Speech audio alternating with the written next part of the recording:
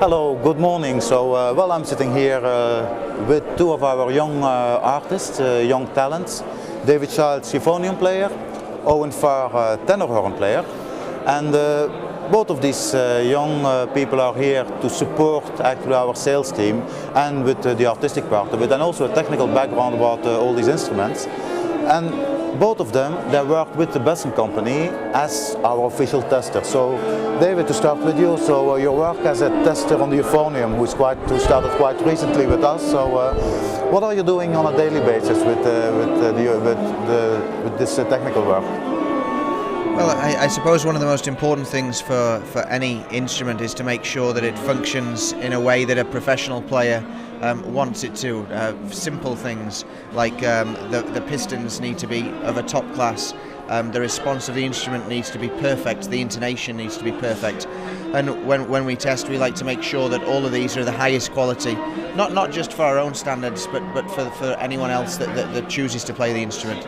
So that's a big part of what I do. And on a daily basis, of course, I'm playing all the time. It's what I do. I'm very lucky with the job that I have, that I'm able to do something I love, which is make music and play the euphonium. Now, if you're talking about our instruments, of course, you're talking about very traditional type instruments. As a tester, are there still challenges? How far do you believe we can go? Is there still an evolution possible in very traditional type instruments? Yeah, I think so. But when you mention tradition, I think the big thing with Besson instruments from tradition point of view is the quality of sound of the instrument. So, and David mentioned in testing that the first thing we have to ensure all the time is that the tone of the instruments is absolutely perfect. And for me, I believe that Besson have always produced the best tone. But of course, moving forward with all the developments we do, the most important thing, first thing, is the tone and intonation is the foremost important thing that we do. So we've already established that, and with all the different things that we do to improve the instrument, the tone is always the most important. Yeah, I mean, as a player and a teacher, in fact, players can practice all the hours in the day. They can make their fingers go very fast. They can learn how to play high and how to play low. But unless you make a good sound, nobody wants to listen to you. And the one thing that you have with a Besson euphonium, and I imagine a Tenorhorn, is this tradition, this warmth of sound that people have tried to copy, but no one has. It's very unique. It's very special, and I think it's why the best players come to the brand. I believe that perhaps one of the most interesting things of having people like you with us here at the trade show is that time to time it helps much more just to play some notes than give a lot of technical information about the instrument, isn't it? Well, music speaks 1,000 words. You can talk to someone about the bore size, about all the technical aspects of the instrument, but really, if you just pick up the instrument and play a few notes, it becomes very clear why you play the instrument and why it's the choice of so many. The sound is paramount. It's the number one thing. So, David, well, we are very happy that you're here with us now. If you're talking really about your artistic life, so as a euphonium player. Okay. So, what in the next couple of weeks, next couple of months, what are the highlights that are the very important concerts coming on for you as a solo player? Yeah, well, one of the biggest things that I do is play with a Cory Band. Yes. It's a very fine brass band, and of course the brass band is the home of the euphonium. So I have a lot on with Cory at the moment. We're preparing for the European Championships. But in addition, I go to New York next week to play at the Lincoln Center. Then I go... which type of piece are you going to play, and which orchestra? Is this with... It's with a wind orchestra, okay. and I'm playing the Carl Jenkins Euphonium Concerto. Oh, it's a piece that was composed for me in 2009.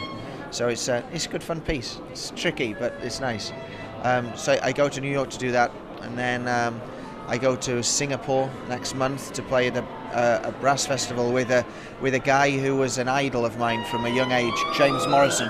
You know, the multi-instrumentalist. Yeah. So I'm playing with him out there. So that should be good fun. And there's various different things.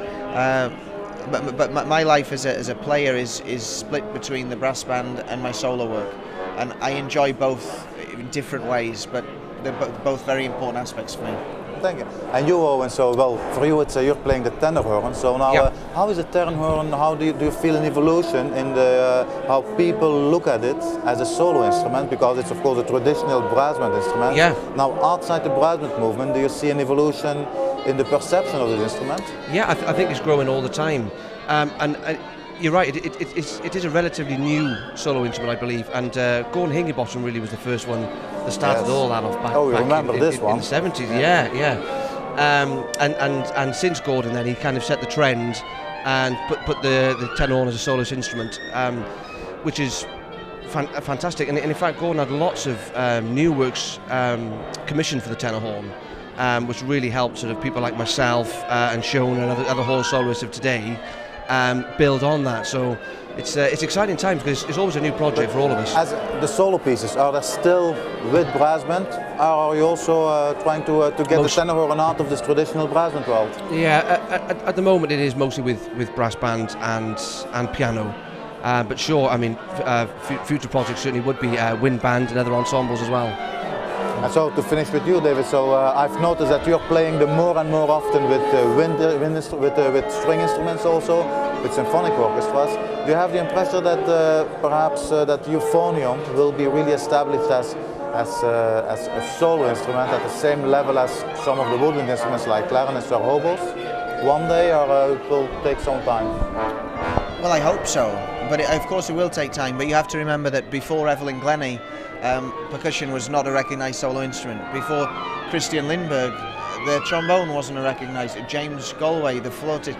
It takes time for these things to happen. But part of what I'm trying to do is to create that market for euphonium players, because I think the instrument is very versatile. It's able to produce the most unique sound.